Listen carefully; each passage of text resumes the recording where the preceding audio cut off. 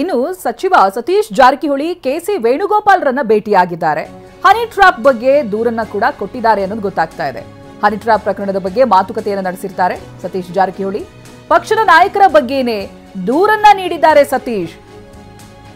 ಹಿರಿಯರನ್ನ target ಮಾಡಿ trap ಮಾಡಲಾಗಿದೆ. ಹನಿ ಟ್ರಾಪ್ನಿಂದ ರಾಜ್ಯದಲ್ಲಿ ಪಕ್ಷದ ಇಮೇಜ್ಗೆ ಧಕ್ಕೆ ಆಗ್ತಾ ಇದೆ.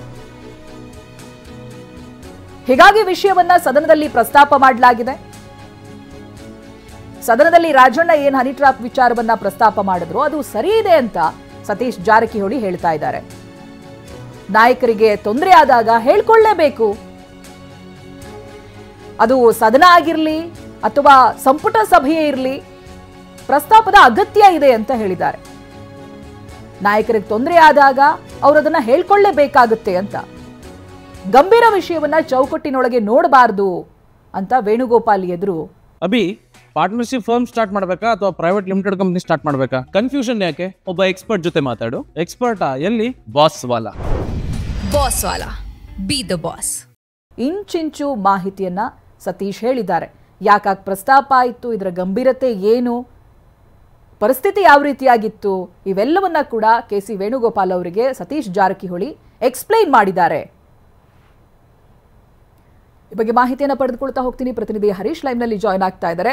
ಹರೀಶ್, ಹೌದು, ಇದು ಎಲ್ಲಿ ಪ್ರಸ್ತಾಪ ಆಯಿತು, ಯಾಕೆ ಪ್ರಸ್ತಾಪ ಆಯಿತು ಅನ್ನುವಂಥದ್ದೇ ಬಹಳ ದೊಡ್ಡ ಚರ್ಚೆಯಾಗಿತ್ತು. ಈ ಕಲಾಪದ ಸಮಯದಲ್ಲಿ ಇದು ಬೇಕಿತ್ತಾ? ಬಜೆಟ್ ವಿಚಾರದಲ್ಲಿ ಚರ್ಚೆ ಆಗ್ತಾ ಇರಬೇಕಾದ್ರೆ ಈ ನಡುವೆ ಹನಿ ಟ್ರಾಪ್ ಚರ್ಚೆ ಆಗ್ಲೇಬೇಕು ಅಂತ ಹೇಳಿರೋದು ಎಷ್ಟರ ಮಟ್ಟಿಗೆ ಸರಿ? ಇವೆಲ್ಲವೂ ಕೂಡ ದೊಡ್ಡ ಮಟ್ಟದಲ್ಲಿ ಚರ್ಚೆ ಆಗ್ತಾ ಇದ್ದ ಹಾಗೆ ಸಿಎಂ ಹಾಗೆ ಖರ್ಗೆ ಭೇಟಿ ಅದೊಂದು ರೀತಿಯಾದಂತಹ ಕುತೂಹಲ ಮೂಡಿಸಿತ್ತು. ಇದೀಗ ಕೆಸಿ ವೇಣುಗೋಪಾಲ್ ಅವರು ಹಾಗೆ ಸತೀಶ್ ಜಾರಕಿಹೊಳಿ ಅವರ ಭೇಟಿ, ಅಲ್ಲಿ ಏನೇನು ಚರ್ಚೆಯಾಗಿದೆ, ಜೊತೆಗೆ ಸತೀಶ್ ಜಾರಕಿಹೊಳಿ ಅವರು ಏನ್ ಮಾಹಿತಿಯನ್ನ ಕೊಟ್ಟಿದ್ದಾರೆ ಅಂತ. ಹೌದು ಚೈತ್ರ, ರಾಜ್ಯದಲ್ಲಿ ಸುದ್ದಿ ಆಗ್ತಿರ್ತಕ್ಕಂಥ ಹನಿ ಟ್ರಾಪ್ ವಿಚಾರ ಏನಿದೆ ಇದನ್ನ ಕಾಂಗ್ರೆಸ್ ಹೈಕಮಾಂಡ್ ಕೂಡ ಸೀರಿಯಸ್ ಆಗಿ ತೆಗೆದುಕೊಂಡಿದೆ. ಅದೇ ಕಾರಣಕ್ಕಾಗಿ ಮಲ್ಲಿಕಾರ್ಜುನ್ ಖರ್ಗೆ ಅವರು ಸಿದ್ದರಾಮಯ್ಯ ಅವರು ಮಾತುಕತೆಯನ್ನು ನಡೆಸಿದ್ದಾರೆ. ಈ ಹನಿ ಟ್ರಾಪ್ನ ಗಂಭೀರತೆ ಏನು, ಇದರ ತೀವ್ರತೆ ಏನು, ಎಷ್ಟು ಶಾಸಕರಾಗಿರ್ಬೋದು ಸಚಿವರಾಗಿರ್ಬೋದು ಈ ಹನಿ ಟ್ರಾಪ್ಗೆ ಒಳಗಾಗಿದ್ದಾರೆ ಮತ್ತು ಇದು ಕಾಂಗ್ರೆಸ್ಗೆ ಯಾವ ರೀತಿಯಾಗಿ ತೊಂದರೆ ಆಗುತ್ತೆ ಅನ್ನುವಂಥ ಸಂಪೂರ್ಣವಾಗಿ ಚರ್ಚೆ ನಡೆಸಿದ್ದಾರೆ. ಮುಖ್ಯವಾಗಿ ಇದನ್ನು ಹೈಕಮಾಂಡ್ ನಾಯಕರುಗಳಿಗೆ ತಿಳಿಸಬೇಕಾಗಿತ್ತು. ಅದನ್ನು ಸತೀಶ್ ಜಾರಕಿಹೊಳಿ ಅವರು ಮಾಡ್ತಾ ಇದ್ದಾರೆ. ನಿನ್ನೆ ದೆಹಲಿಗೆ ಬಂದಂಥ ಸತೀಶ್ ಜಾರಕಿಹೊಳಿ ಅವರು ಬಹುತೇಕ ಗಂಟೆಗಳನ್ನು ನಿನ್ನೆ ಎಐಸಿಸಿ ಕಚೇರಿಯಲ್ಲೇ ಕಳೆದಿದ್ದಾರೆ. ಅಂದರೆ ಯಾರ್ಯಾರು ಹಿರಿಯ ನಾಯಕರುಗಳು ಸಿಗ್ತಾರೆ ಅವರನ್ನ ಭೇಟಿಯಾಗಿದ್ದಾರೆ. ಮುಖ್ಯವಾಗಿ ಕೆಸಿ ವೇಣುಗೋಪಾಲ್ ಅವರು ಮುಕುಲ್ ವಾಸ್ನಿಕ್ ಅವ್ರನ್ನ ಭೇಟಿಯಾಗಿ ಸಂಪೂರ್ಣವಾಗಿ ವಿವರಿಸಿದ್ದಾರೆ. ಮುಖ್ಯವಾಗಿ ಇಂದಿರಾ ಭವನದಲ್ಲಿ ನಿನ್ನೆ 3 ಗಂಟೆಗಳಿಗೂ ಹೆಚ್ಚು ಕಾಲ ಅಲ್ಲಿದ್ದರು. ವೇಣುಗೋಪಾಲ್ ಅವರ ಜೊತೆ ಹೆಚ್ಚಿನ ಚರ್ಚೆಯನ್ನು ಮಾಡಿದ್ದಾರೆ ಮತ್ತು ಮುಕುಲ್ ವಾಸ್ನಿಕ್ ಅವರ ಜೊತೆ ಕೂಡ ಚರ್ಚೆ ಮಾಡಿದ್ದಾರೆ. ಮುಖ್ಯವಾಗಿ ಅವರು ಹೇಳುವಂತಹದ್ದು ಇಷ್ಟೇ, ಈ ಒಂದು ಹನಿ ಟ್ರಾಪ್ ವಿಚಾರ ಏನಿದೆ ಇದು ಪಕ್ಷದ ಇಮೇಜ್ಗೆ ಧಕ್ಕೆ ಆಗ್ತದೆ ಮತ್ತೆ ಪಕ್ಷದ ನಾಯಕರ ಒಳಗೆ ಅಸಮಾಧಾನ ಸೃಷ್ಟಿಯಾಗಿರ್ತಕ್ಕಂಥದ್ದು. ಈ ವಿಚಾರವಾಗಿ ಹೈಕಮಾಂಡ್ ಗಂಭೀರವಾಗಿ ಪರಿಗಣಿಸಬೇಕಾಗಿದೆ.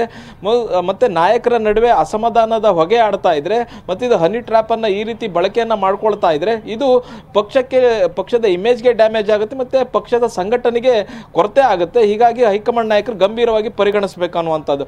ಇನ್ನು ಮುಖ್ಯವಾಗಿ ಇದನ್ನ ಸದನದಲ್ಲಿ ಪ್ರಸ್ತಾಪ ಮಾಡಿದ್ದು ಯಾಕೆ ಅನ್ನುವಂಥದ್ದು ಕೂಡ ಹೈಕಮಾಂಡ್ ಪ್ರಶ್ನೆ ಆಗಿತ್ತು. ಈ ವಿಚಾರವನ್ನ ಸದನದಲ್ಲಿ ಪ್ರಸ್ತಾಪವನ್ನ ಮಾಡಿ ಕಾಂಗ್ರೆಸ್ ಪಕ್ಷಕ್ಕೆ ಇದು ಮುಜುಗರ ತರುವಂತಹ ವಿಷಯ ಆಗಿತ್ತು.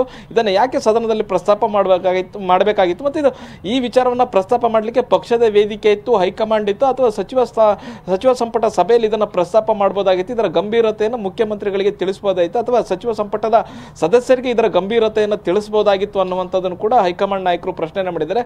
ಅದಕ್ಕೂ ಸತೀಶ್ ಜಾರಕಿಹೊಳಿ ಅವರು ಸಮರ್ಥನೆಯನ್ನು ಕೊಟ್ಟಿದ್ದಾರೆ ಅನ್ನುವಂತಹ ಮಾಹಿತಿ ಸಿಗ್ತಾ ಇದೆ.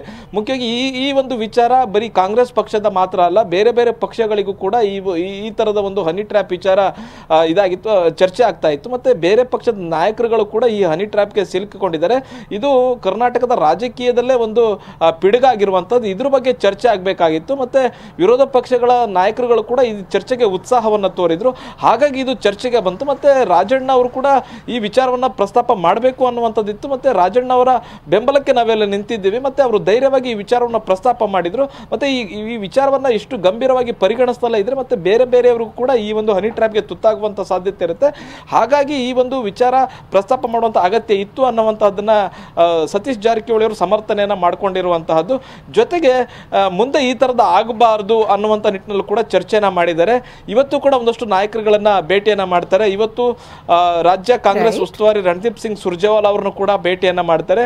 ಸಂಪೂರ್ಣ ವಿವರಿಸ್ತಾರೆ ಏನಾಯ್ತು ಹನಿ ಟ್ರ್ಯಾಪ್ ಪ್ರಕರಣದಲ್ಲಿ, ಏನಾಯ್ತು ಸದನದ ಒಳಗೆ, ಏನಾಯ್ತು ಹೊರಗೆ ಏನಾಯ್ತು, ಎಲ್ಲ ವಿಚಾರವನ್ನು ಕೂಡ ಹೈಕಮಾಂಡ್ ಗಮನಕ್ಕೆ ತರುವಂತ ಪ್ರಯತ್ನವನ್ನ ಸತೀಶ್ ಜಾರಕಿಹೊಳಿ ಅವರು ಮಾಡ್ತಾ ಇದ್ದಾರೆ. ಚೈತ್ರ.